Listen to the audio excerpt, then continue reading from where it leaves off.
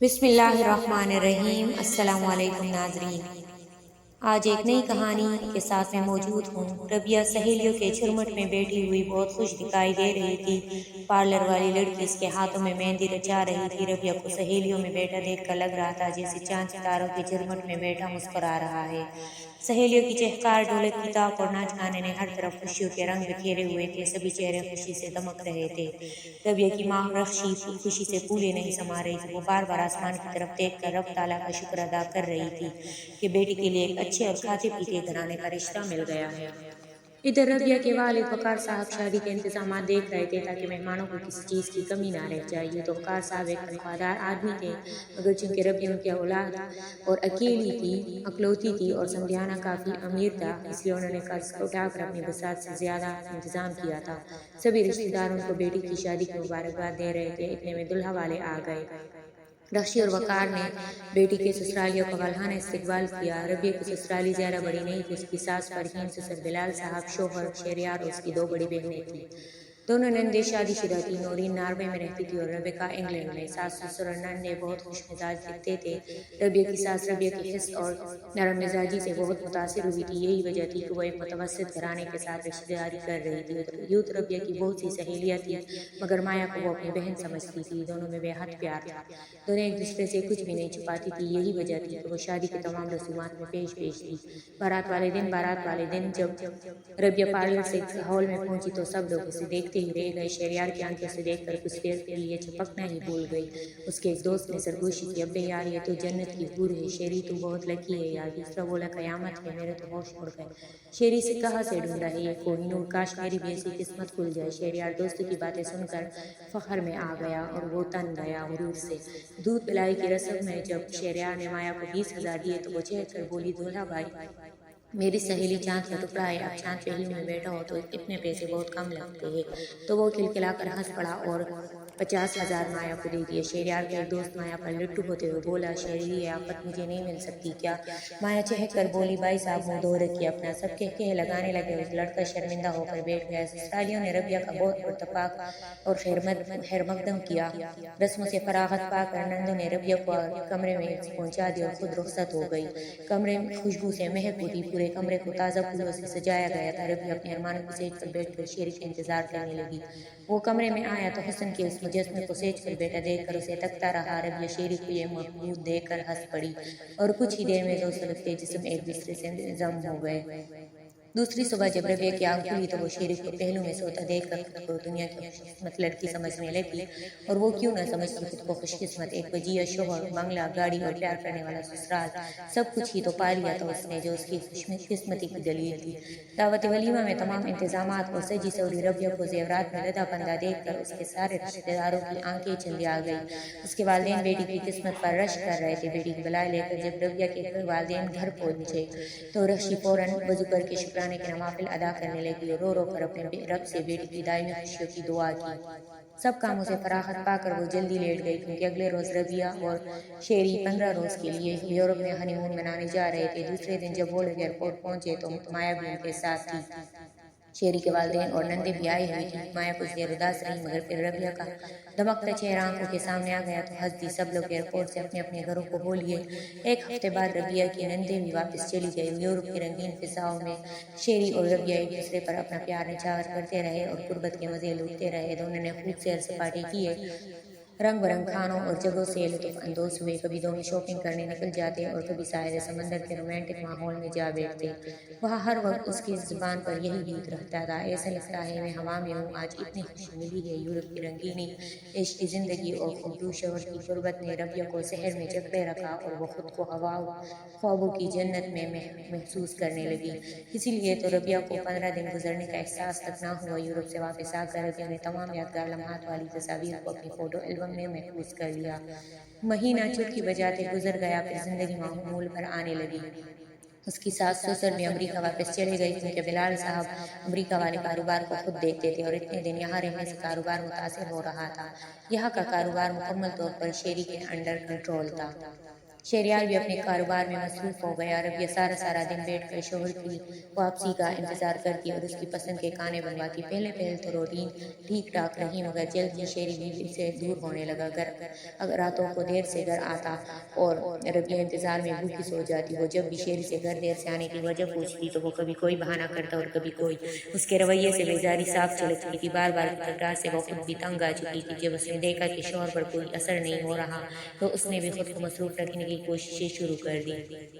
کبھی وہ مایا کو اپنے گھر بلا لیتی تو کبھی خود اس سے ملنے چلی جاتی۔ دونوں سہیلیاں شاپنگ کرتی اور کبھی کھانے کے لیے چلی جاتی۔ مایا بھی ربیہ کی طرح مڈل کلاس گھرانے سے تھی، اس لیے اسے ربیہ کی کمپنی میں اچھے کھانے اور گفٹ بہت اچھے لگتے تھے۔ مایا ربیہ کو پیسے میں کھیلتے دیکھ کر اکثر کہتی، یار تو بہت لکی ہے، میرے لیے بھی ڈھونڈنا شیری جیسا امیر اور خوبصورت لڑکا۔ مایا کی باتوں پر وہ مسکرا کر خاموش ہو جاتی۔ رشی اور وقاص صاحب بھی بیٹی کی زندگی سے بہت خوش تھے۔ اس بات سے انجان کے بیٹی خوش دکھتی ہے مگر خوش ہے نہیں۔ ربیہ نے بظاہر شیری سے پوچھ تاچھ بند کر دی تھی، مگر شوہر کا ایک خوبصورت بیوی سے یوں دور ہوتے جانا اس کے لیے سوالیہ نشان بن چکی تھی۔ ربیہ ایک شوہر پرست بیوی تھی اور شیری سے بہت محبت کرتی تھی اور لاکھ کوشش کے باوجود بھی شیری کے اس بدلے ہوئے رویے قبول نہیں پاتی تھی۔ شہریار کبھی بزنس میٹنگ کے لیے دوسرے شہر چلا جاتا تو کبھی بیرون ملک چلا جاتا اور وہ تنہائی کی سولی پر لٹکتی رہتی۔ ابھی دن ہی کتنے ہوئے تھے ان کی شادی کو، صرف 2 ماہ کی مدت میں کوئی اپنی بیوی سے بیزار ہو جائے بہت اب نارمل سی بات تھی۔ مایا جیسی شوق و چیخچل سہیلی بھی ربیہ کے دکھ کو کم نہ کر پائی۔ مایا کے ساتھ بھی وہ کبھی کھل کر اس سلسلے میں بات نہ کر پائی۔ وہ ہر وقت الجھی رہنے لگی۔ ایک دن ربیہ اپنی امی کے گھر سے واپس آ رہی تھی۔ راستے میں ٹریفک جیم تھی اور اسے بھوک لگنے لگی۔ اس نے ڈرائیور سے کسی ہوٹل کی طرف گاڑی موڑنے کا کہا۔ ڈرائیور بولا، باجی اس ایریا میں ایک ہی ہوٹل ہے اور اس کی شہرت بھی کچھ اچھی نہیں ہے۔ ربیہ نے کہا، کوئی بات نہیں، مجھے بہت بھوک لگ رہی ہے، لے چلو وہاں۔ ربیہ نے اندر جا کر جب آرڈر کیا اور ایک کونے میں بیٹھنے لگی میز پر بیٹھ گئی، اچانک اس کے کانوں میں ایک مانوس آواز کے کہکہوں کی آواز پڑی اور اس کے ساتھ ہی ایک نسوانی آواز بھی آئی۔ اس کے دل کی دھڑکن بڑھ گئی اور اس نے غصے سے اپنی آنکھیں اور ہونٹیاں بھینچ لیں، مگر جب اس نے پلٹ کر پیچھے دیکھا تو وہاں کوئی نہیں تھا۔ اتنی دیر میں بیرا کھانا لے کر آ گیا۔ اس وقت ربیہ کے علاوہ ہوٹل میں کوئی اور کسٹمر نہیں تھا۔ اس نے بیرے سے کہا، میں نے ابھی یہاں ایک جوڑے کی آوازیں سنی تھی، مگر جب پیچھے دیکھا تو وہاں کوئی بھی نہیں تھا۔ بیرا بولا، میڈم یہاں زیادہ اوباش لوگ ہی آتے ہیں، وہ صاحب بھی ہر روز نئی گرل فرینڈ کے ساتھ آ کر روم میں ٹھہرتے ہیں۔ یہ سن کر ربیہ کے پیروں کے نیچے سے تو جیسے زمین ہی نکل گئی۔ ربیہ نے اسے 500 کا نوٹ ٹپ دے کر بیرے سے اس شخص کا نام پوچھا تو اس نے بتا دیا اور بتایا کہ وہ اس لڑکی کے ساتھ ابھی باہر نکلا ہے۔ ربیہ جھٹ سے دروازے کے پاس پہنچ گئی۔ اس نے شیری کو ایک لڑکی کے ساتھ گاڑی میں بیٹھے دیکھ لیا تھا۔ سارے راستے وہ گاڑی میں گمسم بیٹھی رہی، دماغ میں سوالات کی آندیاں چلنے لگی۔ گھر پہنچ کر بھی وہ ادھر ادھر ٹہلتی رہی، مگر اسے کسی پل سکون نہ آیا۔ شیری کے گھر آتے ہی جھگڑا شروع ہو گیا۔ پہلے تو وہ صاف مکر گیا، پھر بولا، میری زندگی میں دخل اندازی مت کرو، اپنے کام سے کام رکھو، اگر زیادہ کر دکھانے کی کوشش کی تو طلاق دے کر تمہارے والدین کے گھر بھیج دوں گا۔ ربیہ نے مایا کو سارا قصہ بتایا تو اس نے کہا کہ تم اپنی امی سے بات کرو، مگر وہ ماں باپ کو دکھی نہیں کرنا چاہتی تھی۔ ابھی تو شادی کو 3 مہینے بھی نہیں ہوئے تھے کہ شیری کی اصلیت کھلنے لگی۔ کچھ دنوں کے بعد وہ مایا کو ایئرپورٹ ملنے گئی کیونکہ اسے دبئی میں بہت اچھی نوکری مل گئی تھی۔ سہیلی کو اکیلا دیکھ کر مایا نے شیری کا پوچھا تو ربیہ نے بتایا کہ وہ 2 دن سے اسلام آباد بزنس میٹنگ کے لیے گیا ہوا ہے، ابھی 2 دن اور رکے گا ادھر۔ مایا کو رخصت کر کے جب وہ گاڑی میں بیٹھنے لگی تو اس کی نظر ایئرپورٹ سے نکلنے والے شیری پر پڑی اور اس کے ساتھ ایک الٹرا موڈ لڑکی بھی تھی۔ ربیہ گاڑی میں بیٹھ کر انتظار کرنے لگی۔ جب شیری اس لڑکی کے ساتھ کیب میں بیٹھ کر روانہ ہو گیا تو اس نے ڈرائیور کو گاڑی کیب کے پیچھے رکھنے کو بولا۔ کیب ایک گیسٹ ہاؤس کے سامنے جا رکی اور وہ دونوں اندر چلے گئے۔ ربیہ کو ڈرائیور نے روکا کہ بی بی جی کوئی فائدہ نہیں ہے، صاحب اس مرض میں بہت عرصے میں مبتلا ہے، وہ آپ کے روکنے سے نہیں رکیں گے۔ ربیہ نے ریسیپشن پر جا کر پتہ کیا تو اسے پتہ چلا کہ شہریار کے نام 2 دن کے لیے کمرہ نمبر 20 بک ہے۔ ربیہ نے اس آدمی کو 1000 کا نوٹ دیا اور اوپر چلی گئی۔ اس نے دروازے پر نوک کیا تو 2 منٹ بعد دروازہ شیری نے کھولا۔ وہ شراب کے نشے میں صرف انڈر ویئر پہنے ہوئے تھا۔ ربیہ نے اس کے پیچھے دیکھا تو وہ لڑکی چادر جسم کاٹنے کی کوشش کرنے لگی۔ ربیہ غصے میں برس پڑی، تم اتنے بد کردار نکلو گے میں نے کبھی سوچا نہیں تھا۔ شہریار بھی بھڑکا اور بولا، تم یہاں آئی کیسے؟ میں نے تجھے منع کیا تھا کہ میری ٹو میں مت رہنا، اور ربیہ کو ایک تھپڑ رسید کر دیا۔ دفع ہو جائے یہاں سے، اگر تو نے آئندہ میرا پیچھا کیا یا میرے ماں باپ سے شکایت کی تو تیرا انجام اچھا نہیں ہوگا۔ ربیہ چلائے، غیر لڑکیوں کے ساتھ آئے دن ہم بستری کرو اور میں پھر بھی چپ رہوں، آنکھوں سے دیکھ کر بھی چپ رہوں، میں سب کو بتاؤں گی کہ تم کتنے بد کردار شخص ہو۔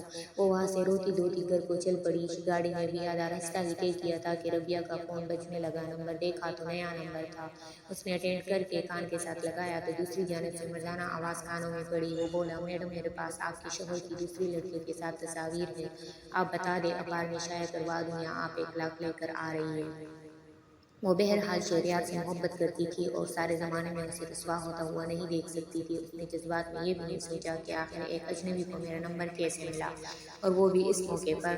اس نے ڈرائیور سے اس شخص کی بتائی ہوئی جگہ کی طرف جانے کو کہا۔ جب وہ نیو گارڈن میں پہنچی تو دوپہر کا وقت تھا اور باغ میں کوئی بھی نظر نہیں آ رہا تھا۔ وہ ایک لمحے کو رکی مگر پھر ہمت کر کے آگے بڑھی۔ اسے ایک درخت کے نیچے ایک آدمی کھڑا نظر آیا تو وہ تیزی سے اس طرف جانے لگی۔ قریب پہنچی تو وہ بہت انتظار کروایا۔ میڈم آپ نے؟ وہ تن کر بولی۔ تصویریں کدھر ہیں؟ تو وہ بولا، مل جائے گی میڈم، اتنی جلدی کیا ہے؟ یہ کہتے ہی اس نے ربیہ کو ایک گدھ کی طرح دبوچ لیا اور اس کے ساتھ زبردستی کرنے لگا۔ ربیہ نے لاکھ کوششوں کے باوجود بھی خود کو اس قوی ہیکل مرد سے چھڑا نہیں پائی۔ اس نے پاگلوں کی طرح بوسے لینے کے بعد ربیہ کو پیچھے دھکا دیا اور اپنے ساتھی کے ساتھ موٹر سائیکل پر بھاگ گیا، اور وہ وہاں بیٹھ کر اپنے برے نصیب پر ماتم کرنے لگی۔ آج اس کی شادی کو پورے 3 ماہ ہو چکے تھے۔ سارے راستے وہ روتی رہی اور گھر آ کر بھی اس کے آنسو نہیں تھمے۔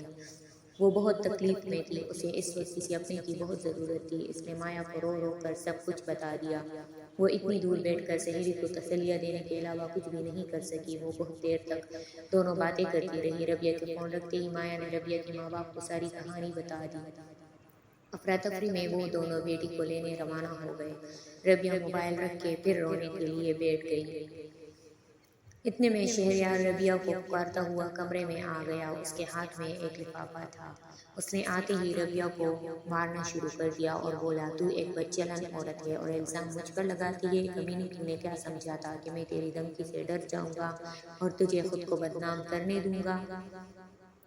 دیکھ، میرے ہاتھ میں تیری بدچلنی کا ثبوت بھی ہے۔ اس کی آنکھوں میں تو جیسے خون اترا ہوا تھا۔ وہ ربیہ کو گھسیٹتا ہوا سیڑھیوں کی طرف لے آیا اور اسے پکڑ کر سیڑھیوں سے دھکا دے دیا، اور ربیہ کا سر فرش پر اتنی زور سے لگا کہ وہ ہل بھی نہ پائی۔ سر کا خون سارے جسم فرش پر پھیلنے لگا۔ اتنے میں اس کے ماں باپ بھی آ گئے۔ ماں دھاڑے مارتی ہوئی بیٹی کی طرف بڑھی۔ وقار صاحب بھی بیٹی کی جانب لپکے۔ والدین کو دیکھ کر ربیہ نے آخری ہچکی لی۔ ماں چیخ چیخ کر رونے لگی۔ جیسے ہی رخشی کی نظر شہریار پر پڑی، وہ چلائی، گھٹیا کمینے، تو نے میری بیٹی کی جان لے لی۔ شہریار بڑی نخوت سے بولا، یہ بدچلن عورت اسی قابل تھی، اور یہ کہہ کر تصاویر ربیہ کی لاش پر پھینک دی۔